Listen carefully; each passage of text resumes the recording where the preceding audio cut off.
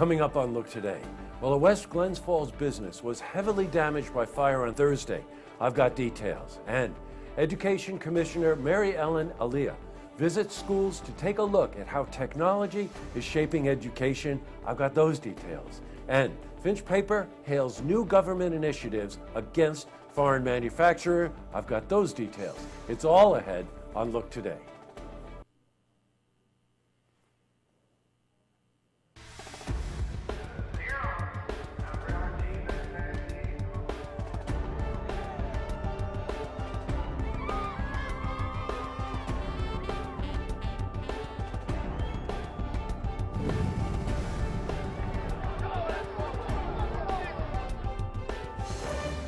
Welcome everyone and happy Friday. I'm Jay Hood Jackson and this is Look Today. Well, in tonight's program, I sit down with Executive Director Jonathan Newell and singer-songwriter Mark Clayton. They're of the Hudson River Music Hall in Hudson Falls to discuss their tribute concert tonight for David Bowie. I also sit down with Tamara Flanders. Now, she's the Administrative Director of the Flurry Festival in Saratoga. And, of course, I've got your weather for the Tri-North counties. But first, these headline stories. Well, in our lead story, a West Glens Falls business was heavily damaged by fire last night. The incident occurred at 10 Connecticut Avenue at around 5 p.m. on Thursday.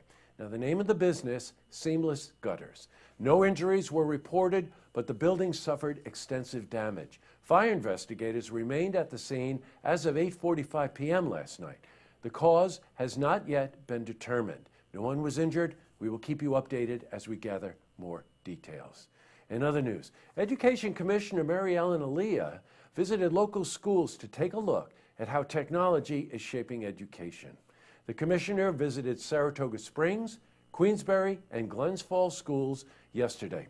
Technology is changing the interaction between teachers and students. For instance, one teacher is using Google Classroom platform with his students, which allows him to log in and check to see if a student needs help. We caught up with Mary Ellen to talk about her visit. As part of the budget request, the Regent's budget includes an expansion of early college high schools as well as P-TECH programs, because we really see that as a key part in connecting what happens with our students in high school and the workforce that they're ultimately, we hope, going to be part of. That's great. Now, Ms. Aliyah also paid a visit to SUNY Adirondack, where she heard from students about the early college high school program. Students can earn between 28 and 32 college credits and receive industry certifications. Now, they spend half the day at the college and half a day at their home. Now, she said she was very impressed by the students' presentation skills and, check this out, their maturity. Well, changing from news to weather, we had record low temperatures today, and it's expected to get even colder tomorrow, just in time for the weekend.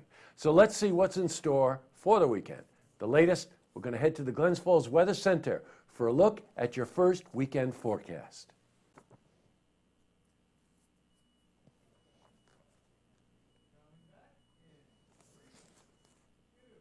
Back to the news. Well, Warren County has decided to hold off on construction of a building for emergency vehicles. Now, as you probably know, this has been an ongoing struggle, and the question still remains whether they'll ever build.